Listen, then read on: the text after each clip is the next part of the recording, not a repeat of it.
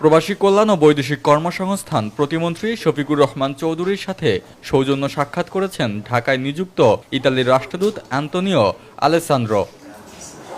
মঙ্গলবার দুপুরে প্রবাসী কল্যাণ ভবনে প্রতিমন্ত্রী দপ্তরে এই সাক্ষাৎ অনুষ্ঠিত হয়। ইতালি ও বাংলাদেশের মধ্যকার বন্ধুত্বপূর্ণ সম্পর্কের বিভিন্ন দিক নিয়ে বৈঠকে আলোচনা হয়। বিশেষ করে বাংলাদেশের জন্য ইতালির শ্রমবাজারের নানা ইস্যু আলোচনায় গুরুত্ব পায়। বৈঠক শেষে প্রতিমন্ত্রী সাংবাদিকদের জানান, বৈধভাবে ও কম খরচে ইতালিতে কর্মী পাঠাতে আলোচনা হয়েছে।